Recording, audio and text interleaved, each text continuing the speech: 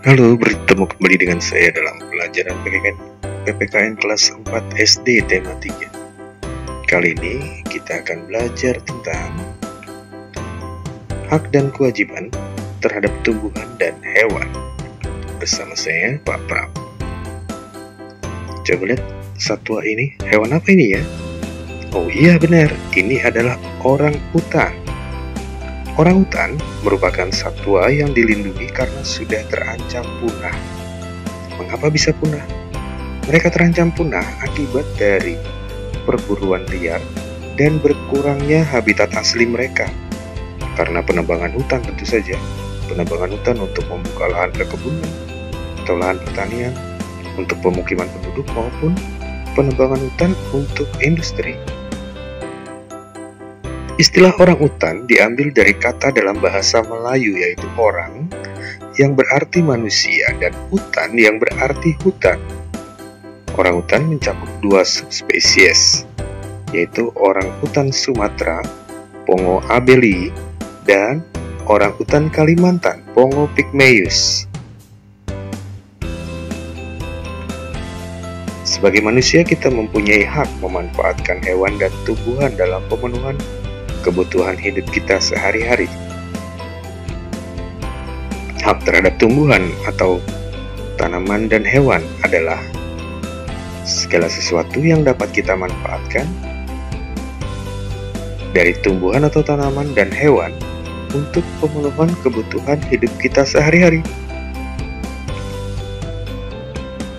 Kewajiban terhadap tumbuhan atau tanaman dan hewan, segala sesuatu yang harus kita lakukan agar tumbuhan atau tanaman dan hewan dapat terawat dengan baik, dapat tumbuh dengan sehat, dan tetap lestari. Hak apa saja yang kita dapatkan dari tumbuhan atau tanaman? Kita bisa mendapatkan udara segar, lingkungan yang asri, kita bisa mengkonsumsi hasil tanaman atau tumbuhan sebagai bahan pangan, padi, gandum, sayuran, dan buah-buahan, serta banyak lagi yang lainnya. Kita juga bisa mengolah hasil tumbuhan menjadi bahan sandang atau pakaian. Misalnya kapas. Nanti kapas dijadikan benang. Dari benang diolah jadi kain, kain jadikan pakaian. Dan kita bisa menggunakan kayu sebagai bahan bangunan dan furnitur, serta kerajinan. Selain punya hak, kita juga punya kewajiban terhadap tanaman. Apa kewajiban kita? Iya, merawatnya. Bagaimana cara merawatnya? Kita memberi pupuk secara teratur, menyirami tanaman, tidak mencabuti tanaman yang sedang tumbuh, menyayangi rumput liar di sekitar tanaman, membasmi hama pengganggu. Di alam yang lebih luas lagi, kita melakukan tebang pilih tanam dan tidak melakukan penebangan secara liar. Juga tidak membuka lahan permukiman, lahan perkebunan dengan cara membakar hutan. Ini penebangan hutan secara liar dilarang. Hak yang kita dapat dari hewan atau satwa. Kita bisa mengkonsumsi hewan sebagai bahan pangan. Apa saja yang didapat dari hewan sebagai bahan pangan? Daging, telur, susu.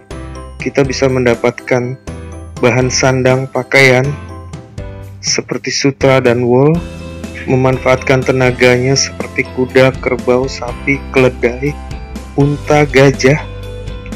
Kita juga bisa mendapatkan teman bermain, khususnya dari hewan peliharaan, kucing, anjing, kelinci, burung hias, ikan hias, dan sebagainya. Nah, kita juga bisa mendapatkan hiburan, baik dari hewan peliharaan maupun dari satwa liar yang ada di kebun binatang atau di taman safari. Dengan memelihara hewan, kita juga belajar bertanggung jawab. Selain punya hak, kita juga punya kewajiban terhadap hewan atau satwa. Yang pertama, kita memberi makan dan minum setiap hari, membuatkan kandang yang layak, membersihkan kandangnya setiap hari agar selalu bersih, memandikan hewan peliharaan. Kita juga harus menjaga dan memperhatikan kesehatan hewan agar terhindar dari bakteri, dari virus, dari kutu, dan dari penyakit hewan lainnya. Kita juga perlu memberi kasih sayang kepada hewan peliharaan. Di alam yang lebih luas, kita tidak melakukan perburuan liar, tetapi kita harus ikut serta dalam kegiatan perlindungan satwa, terutama satwa langka. Nah, itu kewajiban kita terhadap hewan. Selain mendapatkan hak dari tumbuhan dan hewan, kita juga harus melaksanakan kewajiban kita terhadap tumbuhan dan hewan, agar tumbuhan dan hewan dapat terawat dengan baik, tumbuh sehat, dan tetap lestari. Terima kasih sudah belajar bersama saya. Sampai jumpa kembali, dan salam sehat selalu.